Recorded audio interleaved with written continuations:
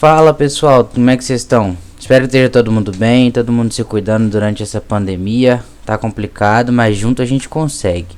Meu nome é Lucas, eu vim aqui mais uma vez apresentar para vocês a semana 4 do PET 1, tá? Esse é o PET do terceiro ano do ensino médio e ele vai falar sobre prismas e cilindros, pirâmides e cone e da planificação de alguns sólidos, beleza?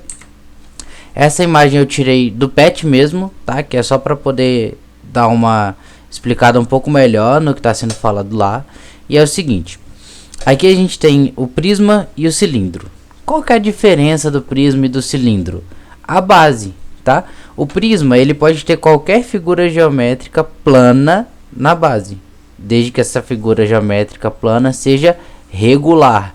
Então pode ser um retângulo, pode ser um quadrado, pode ser um triângulo, pode ser um pentágono, um hexágono, um icosaedro, do tamanho da figura que vocês quiserem, tá?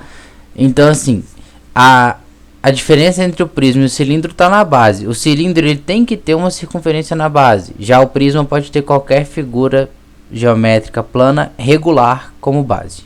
Tudo bem? Então, a área do prisma depende da área da base. Só que a área da base do prisma muda de acordo com a figura geométrica da base. Então a gente não define a área dele como uma fórmula certinha, tá? A gente coloca sempre área da base, porque a área da base muda de acordo com a figura, de acordo com o tamanho da figura e por aí vai, tá? Da mesma forma, o cilindro também muda. Ah, Lucas, mas só tem circunferência na base. Só tem circunferência na base. Porém, as circunferências da base podem ter raios diferentes. Então, a área do cilindro depende do raio da circunferência da base, uma vez que a figura geométrica é sempre a mesma. Então, é sempre um cilindro, ok? Só que é sempre uma circunferência, só que o raio muda, tá? E nos dois casos, o volume depende da altura e da área da base, ok? Então, porque quanto mais alto for uma figura, maior é o volume? Não necessariamente. A gente pode ter uma figura muito grande, muito alta e muito fininha, que é aqueles copos que a gente tem em casa, por exemplo, que são muito grandes e muito finos.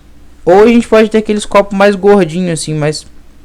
que a gente fala aqui em casa, aqueles copos barrigudinhos, que eles são menorzinhos, mas eles cabem muito líquido, tá? E observem que nos dois... tanto no prisma quanto no cilindro, as bases são paralelas umas a outras. O que isso significa?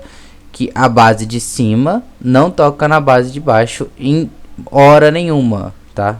Eles formam um ângulo de 90 graus com a altura.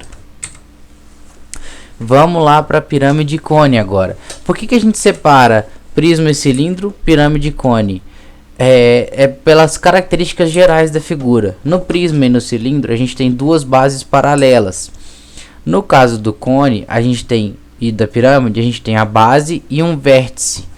Então, como a gente tem a base e um vértice nas duas figuras, é a mesma ideia de fazer essas duas relações, porque a gente está pensando nas bases e como as bases se comportam.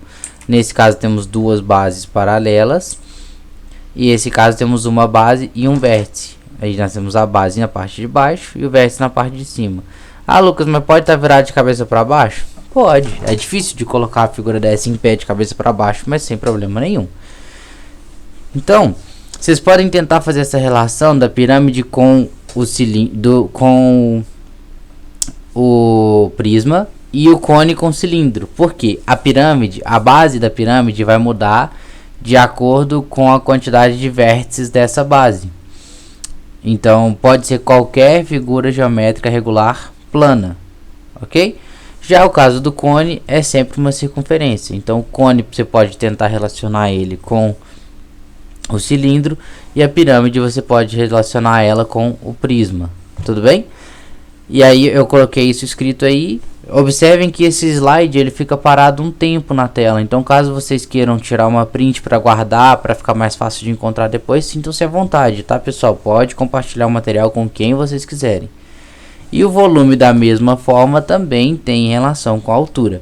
Aí tem ali as formulinhas, né? Você pode ver que da mesma forma ele coloca a área da base, tá? Então área da base Então sempre pensar que é a área da base, não é só tipo assim, base vezes altura. A área da base vezes a altura, no caso da pirâmide do cone, sobre 3. Tudo bem? Então vamos para a parte final, que eu acho a parte mais legal, que é a parte de planificação de figuras. Então a planificação de uma figura em 3D, ou seja, que tem 3 dimensões, tá? Consiste em colocá-la toda em um mesmo plano, como podemos ver nos exemplos abaixo. Aí eu coloquei 3 exemplos, um de cada uma daquelas categorias. Primeiro eu coloquei um cubo, certo? Esse cubo, quando a gente vai planificar ele, fica dessa forma. Eu acho bem legal como que a gente pode ver que muda tanto, né, uma figura. Assim, ela é assim montadinha e assim desmontada. O cilindro e o cone. Eu coloquei o cilindro e o cone porque eu acho legal, porque a base deles é sempre uma circunferência. Então vai ter uma circunferência nos dois casos, tá? Já no prisma e na pirâmide, como a base dele muda muito, eu não quis colocar de exemplo, porque vocês podem acabar se confundindo e pensando, ah, então aqui a base tem que ser assim, mas aí vai ter uma pirâmide no exercício de vocês, tem outra base, como é que vocês vão fazer? Então se apeguem na ideia, ó. As duas bases são duas circunferências, e aqui é o corpo do cilindro, ó. Esse retângulo aqui é o corpo.